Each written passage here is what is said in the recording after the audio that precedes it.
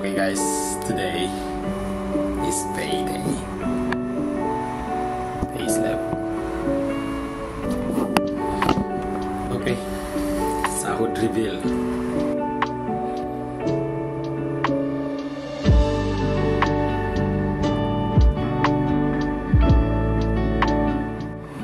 So net pay 2279. So meron talaga mga confidential na mga bagay na hindi pwedeng i-share. So yun lang talaga yung mapapakita ko, net pay. So that's my net pay, 2279. So in peso, so Philippine peso guys, 2279, 167. Okay, teka lang guys.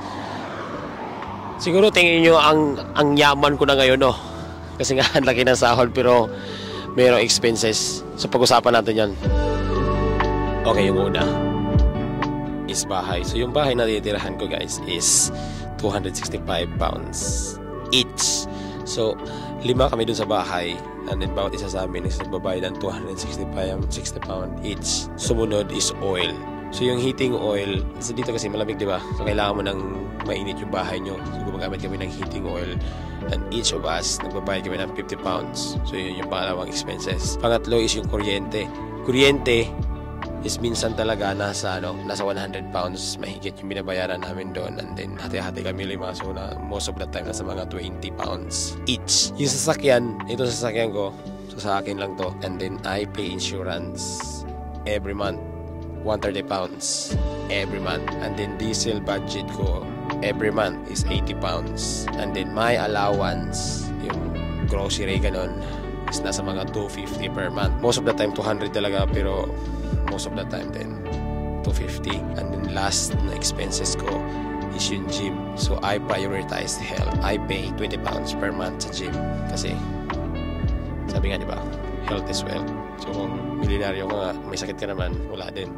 So total 815 pound. So meron na lang naiwang 1.4. So yung 1.4 na yan, if i-times mo yan sa peso, that's 106,000 pesos.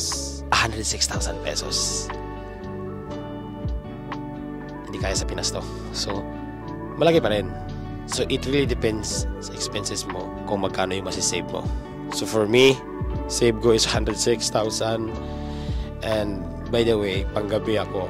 So iba yung sahod ko kasi panggabi ako eh.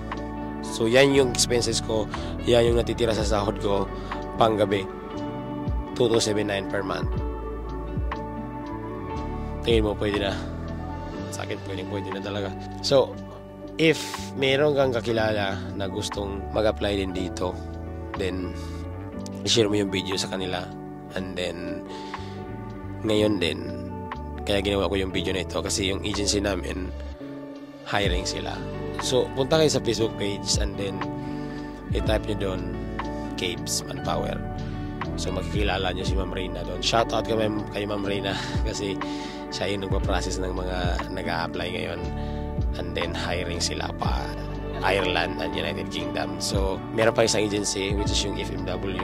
So kung interesado kayo, dito mga sponsor nila, but yun yung mga agency na applyan nyo para makapunta kayo dito. Nandun lahat ng criteria, yung mga qualifications, kung ano yung hinahanap nila. So siguro ilagay ko na lang yung link sa baba, and then kayo na mag-decide kung mag-apply kayo or hindi. Okay ba? Okay, good. See you in the next one.